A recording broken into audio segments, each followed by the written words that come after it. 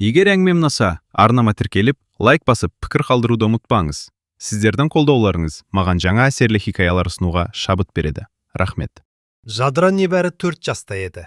Ол кезде өмірдің не екенін, адамдардың неге бір күні қасында болып, келесі күні жоқ болып кететінін түсінбейтін. Тек бір нәрсені ғана білетін. Анасы енді оянбайды.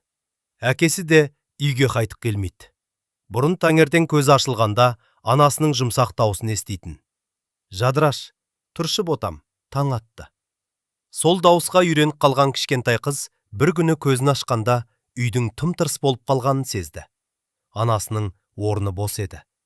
Үйде көршілер жүр. Біреулер сыбырлап сөйлесіп отыр. Бір әйел Жадыраны құшағына алып, жылама айналайын, деді. Бірақ Жадыра жылаған жоқ. Ол тек есікке қарап отырды. Әкесін күтті. Әкем қашан келеді? Ешкім жауап бермеді. Анам қайда? Тағы да үнсіздік. Жадыра сол күні алғаш рет адамдардың кейде жауап бермей, тек көзін тайдырып кететінін түсінбесе де сезінді. Бірнеше күннен кейін үйге келген туыстар Жадыраның енді жалғыз қалғанын айтты. Оның ата-анасы бірінен кейін бірі дүниеден өткен еді. 4 жасар бала үшін бұл сөздің мағынасы ауыр еді. Ол өлді дегеннің не екенін толық түсінбейтін. Кек анасы келмейтінін, әкесі есіктен кірмейтінін білді. Бір күні оның әкесінің туған әпкесі Сәлима келді. Сәлима апаның өз баласы болмаған. Жадыраны көргенде бірден құшағына алды. Енді сен менімен бірге тұрасың, Жадыраш, деді ол. Қыз әйелдің мойнына жабысып қалды. Сол сәтте Жадыраға Сәлима апа әлемдегі ең жақсы адам сияқты көрінді. Оның үйіне келген алғашқы күндері бәрі жақсы болды. Сәлима апа оған жаңа көйлек әперді. Шашын тарап, 2 бұрым қылып өрді. Тіпті көршілерге, бұл енді менің қызым, жетім деп ешкімнен кем көрмеймін, деді. Жадыра бұл сөздерді естіп, ішінен қуанды. Менің де анам бар екен, деп ойлады. Кешке Сәлима апаның қасына жатып ұйықтайтын. Апа, мен сізбен өмір бойы тұрамын ба? Иә, қызым, өмір бойы. Сіз мені жақсы көресіз бе? Әрине жақсы көремін. Жадыра сол түні алғаш рет тыныш ұйықтады. Бірақ бұл тыныштық ұзаққа созылмады. Жылдар өтті. Жадыра 5-ке толды. Ал Сәлима апа бір күні жүкті екенін білді. Үйдің қуанышы бірден өзгерді. Бұрын Жадыраны құшағына алып, маңдайынан сүйетін әйел енді көбіне өзімен өзі жүретін болды. Жадыра алғашында түсінбеді. Ол да іштей қуанды. Апа, менің інім болады ма? Иә, мен оны қараймын. Сәлима апа күлімсіреді. Қарайсың. Бірақ Жадыра ол кезде бұл сөздің кейін өз өмірінің ең ауыр міндетіне айналатынын білмеді. Бала дүниеге келгеннен кейін үйдегі жағдай тіпті өзгерді. Сәлима апаның барлық мазары өз баласына ауды. Кішкентай ұлының киімдері бөлек шкафқа жиналды. Оған тәттілер әкелінді. Жаңа ойыншықтар алынды. Ал Жадыраның бұрынғы ойыншықтары біртіндеп жоғала бастады. Бір күні Жадыра дастархан басында отырып, алдындағы кішкентай кәмпитке қол созды. Оны қой, деді Сәлима апа қатты дауыспен. Жадыра қолын тартып алды. Ол ініме. Мен білмедім. Сен бәрін білуің керек. Жадыра үнсіз қалды. Ол сол күннен бастап үйдегі әр нәрсеге абайлап қарайтын болды. Бір күні Сәлима апа, су әкел, деді. Жадыра құдықтан су тасып келді. Содан кейін малға шөп сал. Оны да жасады. Үйді сыпырды. Ыдысты жуды. Басында мұның бәрін ойын сияқты қабылдайтын. Бірақ 6 жасқа келгенде Жадыраның күні таң атқаннан басталып, кеш қараңғы болғанда ғана аяқталатын. Таңертең ерте тұрып су тасиды. Содан кейін малға қарайды. Үй жинайды. Кішкентай баланы қарайды. Киім жуады. Тамаққа көмектеседі. Өзі ойнауды әлде қашан ұмытып кеткен. Мектепке барған кезде де үстіндегі киімі үнемі ескі болатын. Бір күні сыныптағы қыздардың бірі: «Сенің көйлегің неге үнемі біреу ғана?» деп сұрады. Жадыра төмен қарады. Үйде басқа жоқ. Қыз күлді. «Менің шкафымда 10 шақты көйлек бар». Жадыра жауап бермеді. Сол күні үйге келгенде Сәлима апаға: «Апа, маған жаңа көйлек алып бересіз бе?» деді. Сәлима апаның қабағы бірден түйілді. «Саған көйлек неге керек? Мектептегі қыздардың бәрінде бар. Сен соларға ұқсағың келе ме?» «Жоқ». «Онда сұрама». Жадыра үндемей бөлмесіне кіріп кетті. Ол кезде оның жүрегінде бір сұрақ пайда болды. Неге мені жақсы көрмейді? Бірақ ол бұл сұрақты ешкімге айта алмады. Өйткені елдің көзінше Сәлима апа мүлде басқа адам болатын. Көрші қолаң келгенде Жадыраны жанына отырғызып: «Менің жаным, күнім осы» дейтін. Жадыра менің туған қызымдай. Өзі сондай жуас, ақылды бала. Жадыра қонақтардың көзінше үндемей отыратын. Кейде Сәлима апа оның басынан сипап: «Мен осы қызды өзім бағып отырмын» деп мақтанатын. Ал қонақтар кеткен соң: «Ыдыстарды жина, еденді жу, балаға қара, неге малды уақытында қамадың?» деген сөздер қайта басталатын. Жадыра біртіндеп адамдардың алдында сөйлемейтін болды. Біреу сұрақ қойса, басын изейтін. Біреу дауысын көтерсе, бірден қорқып қалатын. Ол өзін қорғауды емес, үндемеуді үйренді. 7 жасында Жадыра малға қарайтын болды. Қыстың суығында да сыртқа шығатын. Қолдары қызарып, саусақтары тоңып қалатын. Бірақ үйге кіргенде: «Неге сонша ұзақ жүрдің?» деген сөз еститін. Жадыра кейде түнде төсегіне жатып, көрпесін басына дейін жауып алатын. Сол кезде ғана ақырын жылайтын. Ешкім естімесін деп жастығын құшақтап жатып: «Анашым, мені көріп тұрсың ба?» деп сыбырлайтын. Ол анасын ұмытпаған еді. Тіпті жылдар өткен сайын анасының жүзі есінде көмескілене бастаса да, оның даусын ұмытқысы келмейтін. «Егер анам тірі болғанда, мені бұлай ұрыспас еді» деп ойлайтын. Бірақ ертеңіне қайтадан сол өмір басталатын. Су, мал, киім, үй, бала, ұрыс, жазықсыз кінә. Солай Жадыраның балалық шағы өтіп жатты. Ол басқа балалар сияқты қуыршақпен ойнамады, аулада жүгірмеді. Мектептен кейін құрбылармен бірге серуендеген жоқ. Оның балалығы біреудің үйіндегі бітпейтін жұмыстардың арасында жоғалып бара жатты. Бір күні Жадыра 12 жасқа толғанда, Сәлима апа оған қарап ұзақ отырды. Қыздың бойы өсіп, жүзі өзгеріп келе жатқан. Сәлима апа: «Енді сені ұзатудың қамын ойлау керек» деді. Жадыра түсінбей қарады. «Кімге? Саған жақсы жер табылады. Мен әлі мектепте оқып жүрмін ғой». Сәлима апа үндемеді. Жадыра оның көзқарасынан бір нәрсенің дұрыс емес екенін сезді. Сол түні ол ұзақ уақыт ұйықтай алмады. Өйткені алғаш рет оның өмірінде тағы бір есік жабылғалы тұрған еді. Ал бұл жолы Жадыра ол есіктің ар жағында не тұрғанын әлі білмейтін. Ол тек бір нәрсені түсінді. Өз үйі деп жүрген үйінде өзі ешқашан толықтай өз адамындай болмаған. Енді оның тағдырын тағы біреулер шешкелі тұр. Ал Жадыраның өз қалауы туралы ешкім сұрамады. Жадыра сол түні көз ілмеді. Сәлима апаның ұзатудың қамын ойлау керек деген сөзі құлағында қайта-қайта жаңғыра берді. Ол небәрі 12 жаста еді. Мектепке барып жүр. Әлі де кейбір түндері анасын сағынып жылайды. Ал Сәлима апа оның болашағын әлде қашан шешіп қойғандай сөйлеген. Жадыра келесі күні таңертең бұл әңгімені ұмытып кетуге тырысты. Бірақ көп ұзамай үйге бейтаныс адамдар келе бастады. Сәлима апа оларды шайға шақырып ұзақ сөйлесетін. Жадыра болса ас үйден шығып кетуге тырысатын. Бір күні ол дәлізде ыдыс жуып отырғанда, сыртқы бөлмеден ер адамның даусы естілді. «Қыздың мінезі қалай?» Сәлима апа жауап берді. «Жуас, айтқанды тыңдайды, үй шаруасына пысық». Жадыраның қолындағы кесе тоқтап қалды. Қыздың мінезі қалай деген сөз оған ерекше ауыр тиді. Өйткені ешкім Жадыраның өзі не қалайды деп сұрамады. Ол сол күні кешке Сәлима ападан: «Апа, мені біреуге бергелі жүрсіз бе?» деп сұрады. Сәлима апа қабағын түйді. «Кім айтты? Кеше бір кісі келді ғой. Сенің оған басынды қатырма. Мен мектепті бітіргім келеді». Сәлима апа бірден ашуланды. «Мектеп дей бермеш. Саған кім қарайды? Сенің артынан кім шығындалады?» Жадыра үнсіз қалды.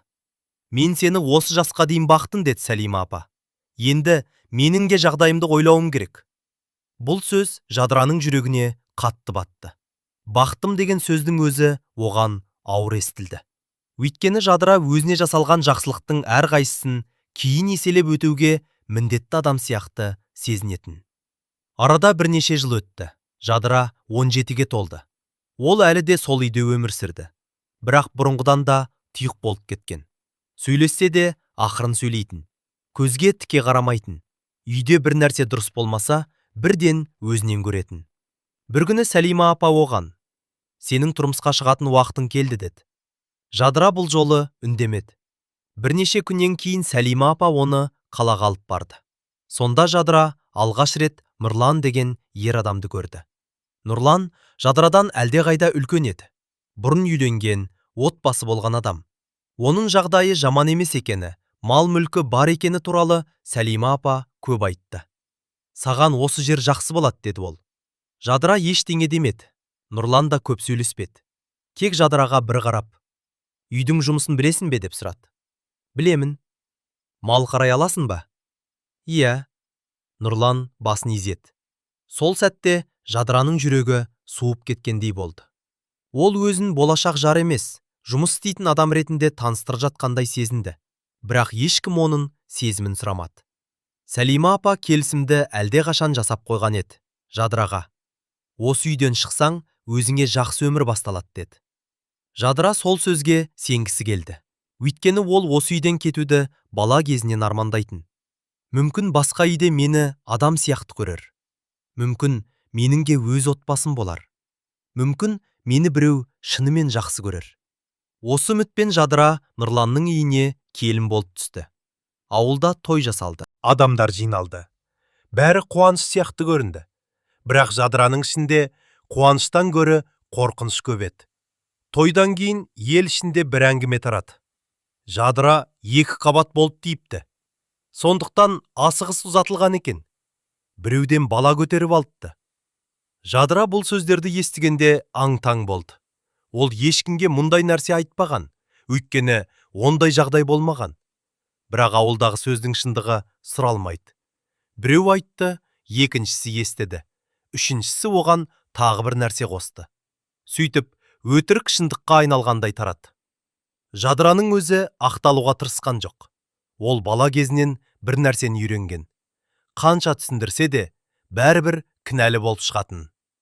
Нұрланның үйінде алғашқы күндері жадыраға бәрі тыныш көрінді. Бірақ бірнеше күннен кейін оның күйеуінің мінезі өзгерді. Неге тамақ дайын емес? Неге киімдер жуылмаған? Малға кім қарайды? Жадыра бәріне үлгеруге тырысты. Таңғы 4-5-те тұрып, от жақты, су тасиды, тамақ жасайды, малға қарайды, үйді жинайды, кешке шаршап құлайды. Бірақ оның күйеуі үшін бұл жеткіліксіз еді. Бір күні Нұрлан оның алдына бір көйлек лақтырып: «Мынаны кім жуған?» «Мен». «Неге дұрыс жуылмаған?» «Қайта жуып қоям». «Сенен бір нәрсе дұрыс шыға ма өзі?» Жадыра үндемеді. «Сөйлеші». «Қайта жуып қоям дедім ғой». Нұрлан ашуланып кетіп қалды. Жадыра киімді қолына алып ұзақ отырды. Көзінен жас шықпады. Ол жылауды да үйреніп кеткен еді. Кейінгі күндері қорлық көбейді. Кейде күйеуі оның өткенін бетіне басатын. «Сен жетімсің ғой. Сені кімге керек қылады деп ойлайсың? Мен сені адам қылып отырмын». Бұл сөздер жадыраға бала кезіндегі Сәлима апаның сөздерін еске салатын. «Мен сені бақтым. Енді басқа адам. Мен сені адам қылып отырмын». Бір үйден екінші үйге ауысқанымен жадыраның тағдыры өзгермегендей еді. Тек үйдің қабырғалары басқа болатын. Бір күні ол ауыл дүкеніне барды. Сол жерде көрші үйде тұратын Ерлан оны көрді. Ерлан жадыраны бұрыннан білетін. Бала кезінен көрген. Бірақ жадыра тұрмысқа шыққаннан кейін оның көзіндегі өзгерісті байқады. Бұрын үнемі төмен қарап жүретін қыз енді тіпті сөйлесуден қорқатын. Ерлан: «Жадыра, жағдайың қалай?» деп сұрады. «Жақсы, бір ғана сөз». «Шын айтшы». Жадыра үндемеді. Егер бірдеңе болса... Жоқ, ол кетіп қалды. Бірақ Ерлан оның жақсымын деген сөзіне сенбеді. Арада уақыт өтті. Ерлан жадыраны жиі көретін болды.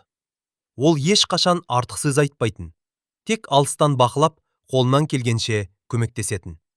Бір күні Жадыраның қолындағы ауыр шелекті көтеріп келе жатқанын көріп, «Бер, өзім апарып қояйын», деді.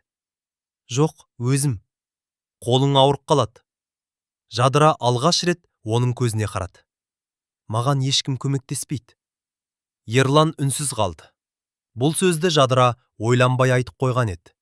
Бірақ Ерлан үшін сол бір сөйлем көп нәрсені түсіндірді. Кейін ол Жадыраның күйеуінен қорқатынын білді. Жадыраның үйіндегі жағдайды да біртіндеп естіді. Бірақ Ерлан бірден араласқан жоқ. Өйткені ол жағдайды одан сайын қиындатқысы келмеді. Ал Жадыра болса, тағы да шыдап жүре берді. Бір күні Нұрлан қатты ашуланып, Жадыраны үйден қуып жіберетіндей болды. Жадыра сыртқа шықты. Қараңғы түсіп қалған. Қолында ештеңесі жоқ. Баратын жерде жоқ. Ол ауылдың шетіне дейін жүріп барып жалғыз отырды. Сол жерде оның есіне бала кезіндегі бір нәрсе түсті. Анасының: «Қорықпа қызым, қандай жағдай болса да өмір жалғасады» деген дауысы. Жадыра көзін жұмды. Сол түні ол алғаш рет «Мен де бақытты болуға лайықпын ба?» деп өзіне сұрақ қойды. Жауабын өзі білмеді. Бірақ дәл сол түні оның өміріндегі ең үлкен шешімге бастайтын алғашқы қадам жасалды. Ал оның жанында үнсіз жүрген Ерлан да Жадыраға көмектесудің жолын ойлап жүреді. Ол бір нәрсені анық түсінді. Егер Жадыра осы үйде қала берсе, оның өмірі осылай өте бермек. Сондықтан бұл жолы біреудің Жадыра үшін шешім қабылдауын емес, Жадыраның өзі таңдау жасауын қалау керек еді. Бірақ ол таңдау өте ауыр болатын. Өйткені Жадыраның қорқатыны кек күйеу емес. Ол бүкіл ауылдың сөзінен қорқатын. «Қайда барасың? Кімге керек боласың?» Жетім қыз тағы да үйден қашыпты. Осы сөздердің бәрін алдын ала естіп тұрғандай еді. Сол себепті Жадыра тағы да үндемеді. Бірақ оның ішінде бір нәрсе өзгеріп кеткен еді. Ол алғаш рет өзінің өмірі өзіне тиесілі екенін сезіне бастаған. Жадыра сол түні ауылдың шетіндегі ескі орындықта ұзақ отырды. Айнала тым-тырыс. Аспанда жұлдыз көп. Бірақ көңілінде жарық жоқ еді. Ол үйге қайтудан қорқып отырды. Бірақ баратын басқа жерде жоқ. 4 жасында ата-анасынан айырылғаннан бері Жадыраның өмірінде бір ғана әдет қалыптасқан еді. Қай жерде болса да шыдау. Біреу ұрысса үндемеу. Біреу кінәласа ақталмау. Біреу ауыр жұмыс тапсырса орындау. Өзіне ауыр тисе де ешкімге айтпау. Ол осылай өмір сүруге үйреніп кеткен. Бірақ осы жолы оның жүрегі бірінші рет қарсы шықты. «Мен бұдан әрі осылай өмір сүргім келмейді». Осы ойдың өзі Жадыраны қорқытты. Өйткені ол ешқашан өз қалауын бірінші орынға қойып көрмеген. «Жадыра», қыз селк етіп бұрылды. Бұл Ерлан еді. Ол алыстан келе жатыр екен. «Мұнда не істеп отырсың?» «Ештеңе». «Үйге бармайсың ба?» Жадыра басын шайқады. Ерлан оның жанына келіп отырды. Бірнеше минут екеуі де үндемеді. Ерлан оны қыспақ қалмады. «Не болды?» деп қайта-қайта сұрамады. Тек қасында отырды. Бір кезде Жадыра: «Мен шаршадым» деді ақырын. Ерлан оның бетіне қарады. Бұл екі сөз Жадыра үшін өте ауыр еді. Өйткені ол өмірінде ешкімге өзінің шаршағанын айтуға мүмкіндік бермеген. «Неден?» Жадыра көзін төмен түсірді. «Бәрінен». Содан кейін көп жыл бойы ішіне жинаған сөздері біртіндеп сыртқа шыға бастады. Ата-анасынан айырылғанын, Сәлима апаның үйінде бала кезінен жұмыс істеген, өз баласын туғаннан кейін омы бөле бастаған, мектепке киімсіз барған, мал баққан, су тасыған, түнге дейін жұмыс істеген, кейін үлкен адамға күйеуге берген. Елге ол туралы өтірік сөз таратылған, ал күйеуінің күн сайын қорлайтынын. Жадыра бәрін айтып болған кезде өзі де таңғалды. Ол осынша жыл бойы осының бәрін қалай көтеріп келгенін түсінбеді. Ерлан үнсіз тыңдады. «Сен бұған дейін ешкімге айтпадың ба?» «Жоқ». «Неге?» Жадыра сәл ойланып: «Кімге айтамын?» Бұл сұраққа Ерланның жауабы болмады. Жадыраның өмірінде шынымен де оны қорғап қалатын ешкім болмаған. Ерлан біраз уақыттан кейін: «Егер сен осы жерден кеткің келсе, мен көмектесемін» деді. Жадыра оған үрейлене қарады. Қайда барамын? Менің әпкем қалада тұрады. Сол кісіге уақытша бара аласың. Ал кейін? Кейін өзің шешесің. Жадыра ұзақ үнсіз отырды. Сен неге көмектескің келеді?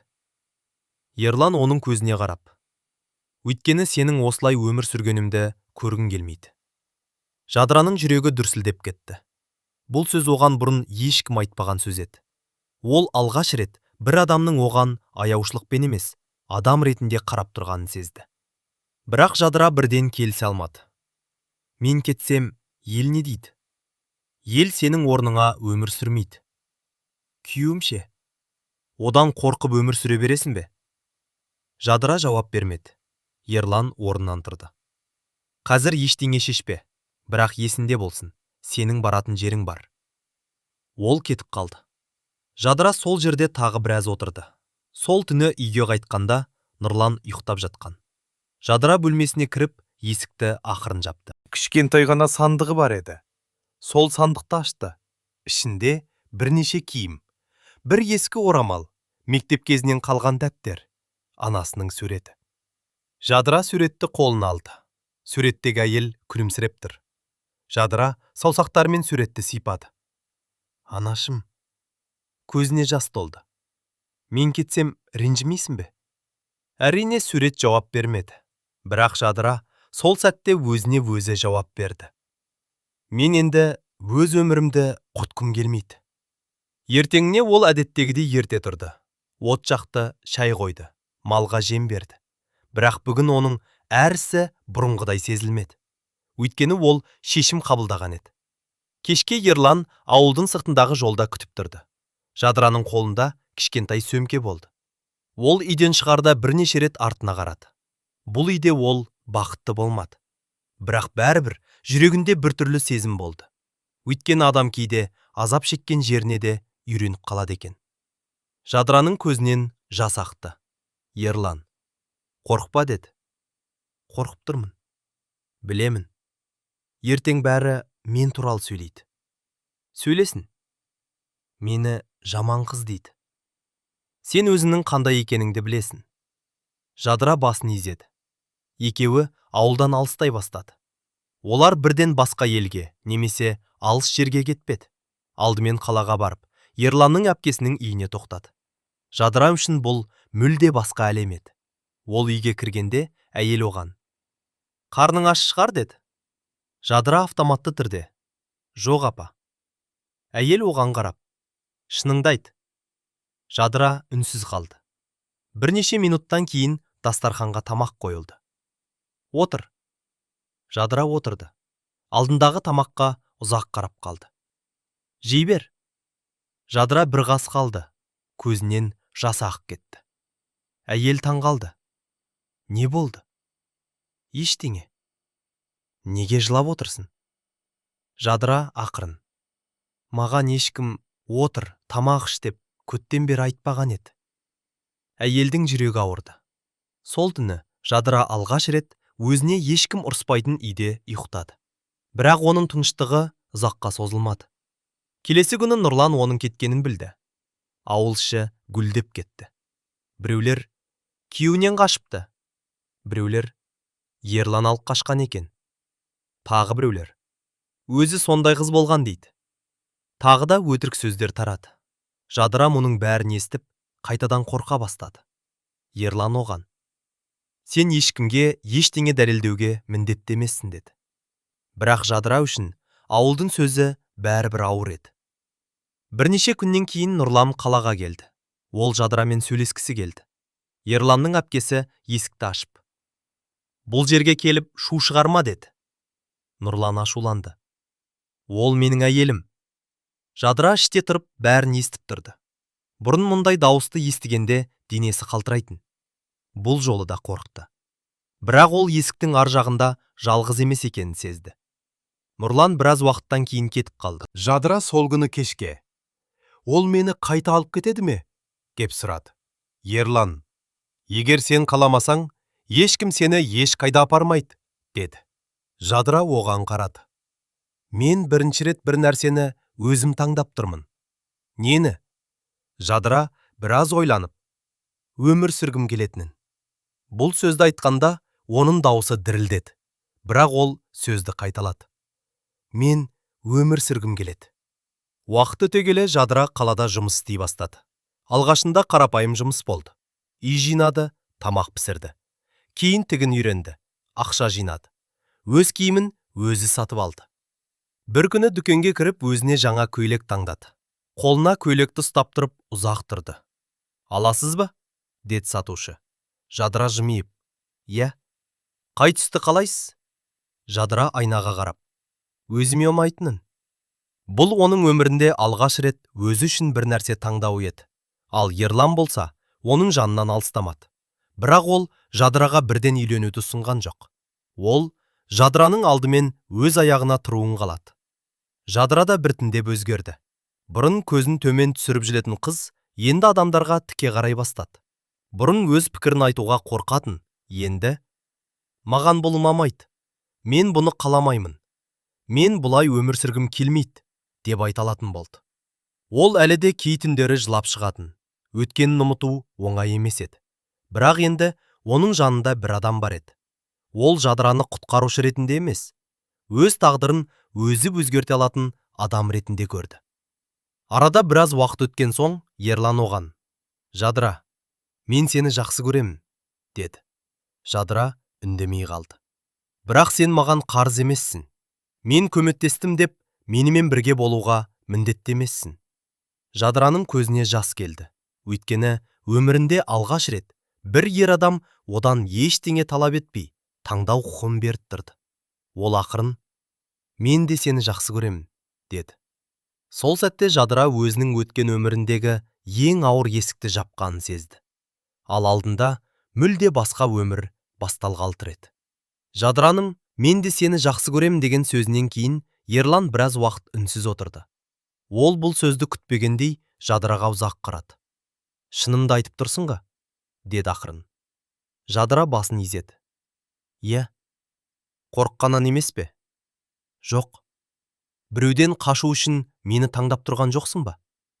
Жадыра біраз ойланып қалды. Бұл сұрақ оған ұнады. Өйткені Ерлан оның өткенін пайдаланып, өзіне байлап алуға тырыспайтынын тағы бір рет көрсетті. «Жоқ», деді ол. «Мен сені өзін таңдадым». Ерлан күлімсіреді. «Онда асықпайық». Жадыра таң қалды. «Асықпайық?» «Иә, сен өмір бойы біреудің айтқанымен өмір сүрдің. Енді бір нәрсені өзім шешіп үйрен». Бұл сөз Жадыраның есінде ұзақ сақталды. Өйткені ол үшін асықпай таңдау дегеннің өзі жаңа нәрсе еді. Бұған дейін оның өміріндегі маңызды шешімдердің бәрін басқа адамдар қабылдаған. 4 жасында кімнің үйінде тұратынын өзі шешкен жоқ. Кейін қандай киім киетінін де өзі шешпеді. Мектептен кейін не істейтінін ешкім сұрамады. Тұрмысқа шығатын кезде де оның келісімі маңызды болмады. Ал енді алғаш рет бір адам өзін шеш деп отыр. Жадыра біртіндеп жаңа өмірге үйрене бастады. Қалада жұмыс істеді, ақша жинады, өзіне қажетті заттарды өзі сатып алды. Кейде жай ғана дүкенге кіріп, бір затты ұнатып тұрса сатып алатын. Бұрын ол бір көйлекті бірнеше жыл киетін. Енді өзіне ұнаған киімді көрсе, айна алдында ұзақ қарап, маған жарасады екен деп күлімсірейтін. Бірақ оның жүрегінде әлі де бала күннен қалған қорқыныш бар еді. Кейде біреу дауысын көтеріп сөйлесе, Жадыраның денесі бірден жиырылып қалатын. Ерлан мұны байқап жүрді. Бір күні ол: «Неге қорқып қалдың?» деп сұрады. «Білмеймін. Сен қазір ешкімнен қорқудың қажеті жоқ, Жадыра. Ақылмен түсінемін, бірақ жүрек бірден түсінбейді екен» деді. Ерлан оның қолын қысты. Уақыт керек. Ол шынымен де уақыт берді. Жадырада біртіндеп бұрынғыдан өзгере бастады. Бір күні Ерлан оны қаладағы шағын саябаққа алып барды. Күз мезгілі еді. Ағаштардың жапырақтары сарғайып жатқан. Жадыра орындыққа отырып: «Мен бала кезінде осындай жерге баруды армандайтынмын» деді. «Неге бармадың?» «Уақыт болмады». «Енді бар». Жадыра айналасына қарап: «Қызық екен». «Несі?» «Мен қазір ешқайда асығып жатқан жоқпын». Ерлан күліп жіберді. Бұл да бақыттың бір түрі. Жадыра да жымиды. Сол күннен бастап олар бірге көп уақыт өткізетін болды. Бірақ ауылдағы сөз тоқтаған жоқ. Жадыра туралы әңгімелер әлі де тарайтын. Кейбіреулер күйеуінен қашып, басқа еркекке тиіпті деді. Тағы біреулер Ерлан баяғыдан көзіне түсіріп жүрген деді. Ал кейбіреулер тіпті Жадыраның өткеніне қатысты жалған әңгімелерді қайта қозғады. Жадыра бұрын мұндай сөздерді естісе, ішінен сынып қалатын. Бұл жолы ол үндемей жүре берді. Бірақ бір күні ауылға барғанда, бұрынғы таныстарының бірі әдейі: «Қалайсың? Бақытты болып жүрсің бе?» деп мысқылдады. Жадыра біраз үнсіз тұрды да: «Иә» деді. «Шын ба?» «Шын». «Жаңа күйеуіңмен бе?» Жадыра жымиып: «Өз өміріммен». Әйел үндемей қалды. Бұл сөз Жадыраның өзіне де ұнады. Өйткені ол енді өзінің бақыты туралы біреуге есеп беруге міндетті емес еді. Бірақ оның бұрынғы күйеуі Нұрлан бұл жағдайды қабылдай алмады. Арада айлар өткен соң Жадыраға хабар жетті. Нұрланның денсаулығы күрт нашарлапты. Ол бұрынғыдай ауыл аралап жүре алмайтын болған. Жадыра бұл жаңалықты естігенде ұзақ үнсіз қалды. Ерлан: «Не ойлап отырсың?» деп сұрады. «Ештеңе». «Барғың келе ме?» Жадыра басын шайқады. «Жоқ». Ол Нұрланды жек көретін. Бірақ уақыт өте келе, адам кейде өзіне жамандық жасаған адамға деген ашудан да шаршайды екен. «Жадыра, мен оның өміріне қайта оралғым келмейді. Бірақ оған жамандық тілемеймін» деді. Бұл оның өткеннен бір жола алыстай бастағанын білдіретін. Бір жылдан кейін Жадыра мен Ерлан шағын ғана той жасады. Үлкен той болған жоқ. Жадыраның жақын адамдары ғана болды. Ол ақ көйлек киіп шыққанда айнаға ұзақ қарады. Кішкентай кезінде ескі киіммен мектепке баратын сол қыз қазір өз өмірінің ең маңызды күнінде тұр. Ол өзіне өзі қарап: «Бұл мен бе?» деді. Қасында тұрған Ерлан күлімсіреді. «Иә, бұл сенсің». Жадыраның көзіне жас келді. «Мен бұрын мұндай күн болады деп ойламағанмын». «Неге?» Өйткені мен өзімді бақытқа лайық адам деп ойламадым. Ерлан оның қолын ұстап: «Енді олай ойлама». Тойдан кейін олар шағын үйге көшті. Үй үлкен емес еді, бірақ Жадыра үшін ол сарайдай көрінді. Өйткені бұл үйде ешкім оған жетімсің демейтін. Ешкім өткенін бетіне баспайтын. Ешкім жұмысын санамайтын. Ешкім тамақ үшін ұрыспайтын. Ешкім оның киімін қызғанбайтын. Ал ең бастысы, бұл үйде Жадыра өзін бөтен сезінбеді. Бір күні таңертең ол ас үйде шай дайындап жүрді. Ерлан ұйқылы ояу келіп: «Қайырлы таң» деді. «Қайырлы таң. Бүгін не істейміз?» Жадыра күліп: «Білмеймін». «Неге?» «Өйткені бүгін ешкім маған тапсырма берген жоқ». Ерлан күліп жіберді. Жадыра да күлді. Бұл күлкі оның өміріндегі ең еркін күлкі еді. Бірақ бақытты өмірдің ішінде де өткеннің іздері қалды.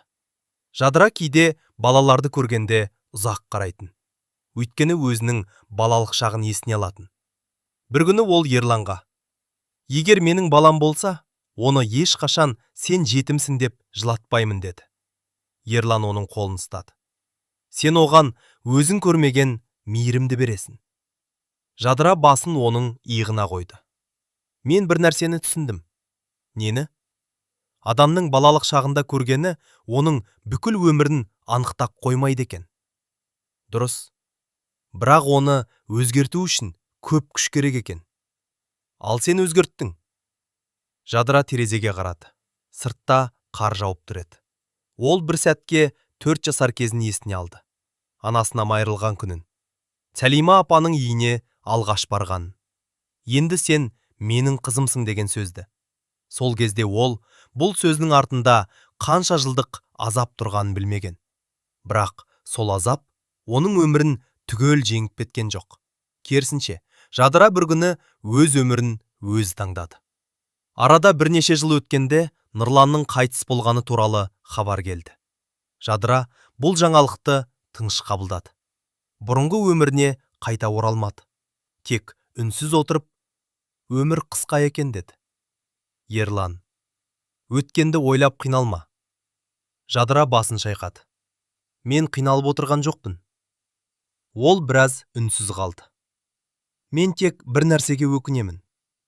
Неге? Балалық шағымды қорғайтын адам болмағанына. Ерлан жауап бермеді.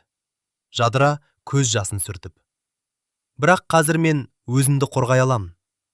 Ол орнынан тұрып терезені ашты. Таза ауа ішке кірді. Жадыра терең дем алды. Бір кездері ол өмірден тек бір нәрсе сұрайтын. Біреу оны жақсы көрсе екен. Біреу оны қорғаса екен. Біреу оның жағында болса екен. Ал енді ол түсінді.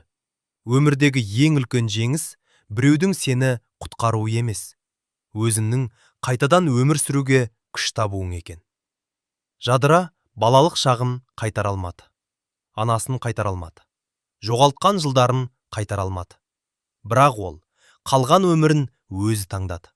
Сол үшін оның жүрегінде бұрын болмаған тыныштық пайда болды. Ол енді ешкімнің көлеңкесінде өмір сүрмейтін.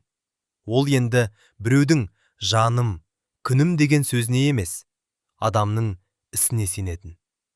Ал Ерлан оның өміріне кездейсоқ келген адам болып қалмады. Ол Жадыраға дайын бақыт сыйлаған жоқ. Кек Жадыраның өз бақытын табуына мүмкіндік берді.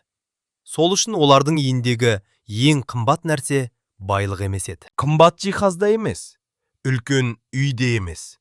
Олардың ең үлкен байлығы бір-бірін қорқытпай, бір-бірінің таңдауын сыйлап өмір сүруі еді. Ал Жадыра үшін бұл бала күннен армандаған ең үлкен бақыт болатын. Жадыра балалық шағын қайтара алмады. Анасын да қайтара алмады. Бірақ қалған өмірін өз таңдады. Бір кездері ешкімге керек емес жетім қыз болған Жадыра енді өз үйінің төрінде отырып баласының күлкісін тыңдап отырды. Сол сәтте ол бір нәрсені анық түсінді. Адамды бақытты ететін нәрсе өткеннің жоғалған жылдарын қайтару емес, қалған өмірін өз қолына алу екен.